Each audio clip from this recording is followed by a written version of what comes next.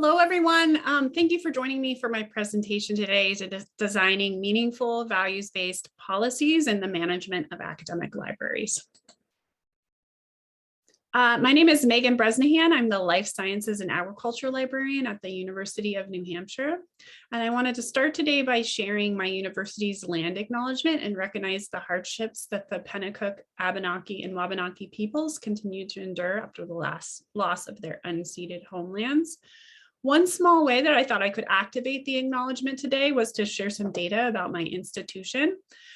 So the data on the slide here comes from an investigative report that High Country News did, which looked at the profits received by land-grant universities for the sale of stolen land. And my university raised $80,000 in the 1860s that put towards the founding of its agricultural college, which is now the University of New Hampshire. So I encourage you, if you're at a land grant university, to check out data about your own institution. So today I want to provide an overview of my thinking on policies. I'm going to present a research methodology that I used in a study as part of that, present a simplified model of that methodology for use by other policymakers and show an example of the application of this method from my own research. So first, I want to start by sharing this chart, which is borrowed from a conference paper about user experience and how it can inform library policy.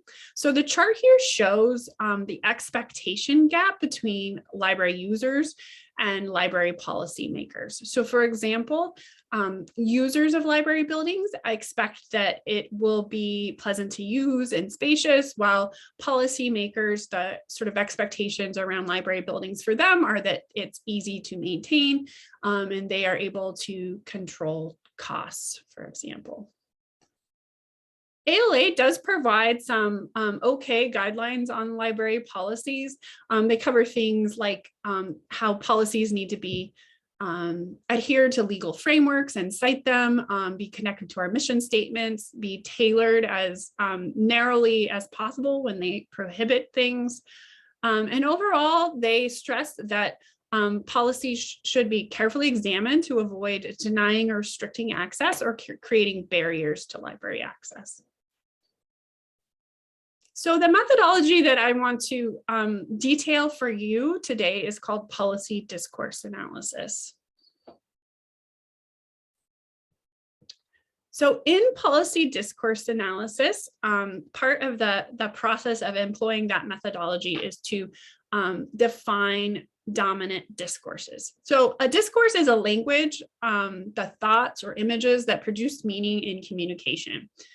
And a discourse becomes dominant when it is reproduced through common language, policies, structures, and practices used by a group. So understanding a dominant discourse can provide important clues about the group's social values. And importantly, this method does not evaluate policy effectiveness. That's not the purpose. Rather, it helps you identify what is shown to be a problem in a policy and what are the solutions. So the formal methodology that I used in the research study that I'll provide an example from in a moment was based on Dr. Elizabeth Allen at the University of Maine has a process for policy discourse analysis, and it occurs in sort of these 5 phases of qualitative analysis. But when I used this method, I began to realize that there was some broader, more generalizable usefulness to the practice. And I decided to craft a simplified model of this research methodology for more practical use by library policymakers.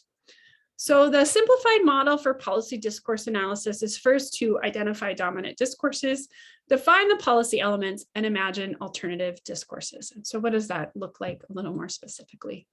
So the first step is to do a number of close reads of the policy and sort of start to do a thematic analysis where you mark phrases that jump out at you for any reason, and start to then try to uncover what messages those phrases send to users and what are the meanings, what's the meaning behind those different elements. The second step would be then to start to identify those policy problems and solutions, and then again, what messages those communicate to users.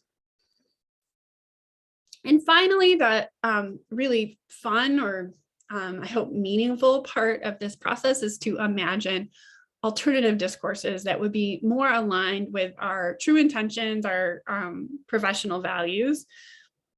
Thinking about things like, are the problems and solutions identified in step 2 what we want them to be? And are there ways to better reflect our organizational values and professional practices, what we sort of really mean to do through those policies? So I mentioned that I want to provide an example from a larger research study I did where I looked at 33 publicly available codes of conduct policies in academic libraries. So again, before that study, I used this like broader, more structured research process, but I want to use an example so that I can show how this pared down model might be used for policymakers. So again, remember, there's part of this process is identifying dominant discourses, so you then can propose alternative discourses in your policy. So one of the main dominant discourses that emerged in my study of library codes of conduct was of deficit thinking around students. So I pulled out a number of quotes that I feel capture this discourse. So you'll see things like, it's quite obvious that we all have different opinions about cell phones. In order to ensure the safety of users and their belongings, sleeping is not permitted in the library. Bringing personal belongings that are not essential to the research undertaking is not allowed.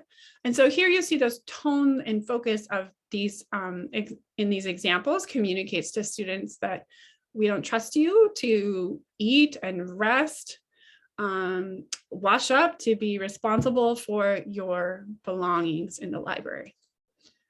So here the behaviors of individual users are identified as problems, and the policy restrictions are established as solutions for enforcement and to prevent these behaviors. So an alternative discourse here is to apply a better student focus to the policy. So instead of a list of things people can't do, we might be able to ask some questions about these issues that arise in many libraries. So why are students bringing these items into the library? What needs are not being met by the library or campus spaces? And are there low stakes, inexpensive solutions that would increase student comfort, well-being, and belonging in our spaces?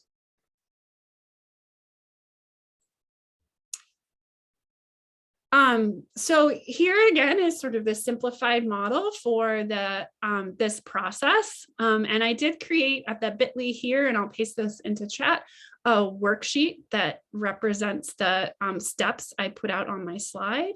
And so that is available for you to repurpose. And I want to thank everybody for your attention today. My contact information is on the slide. And I also want to mention that if you're interested in learning more about my codes of conduct study, that will be published in CNRL in July. But a preprint of the study is available at the bit.ly on the slide, which again, I'll post those all in chat. Thanks.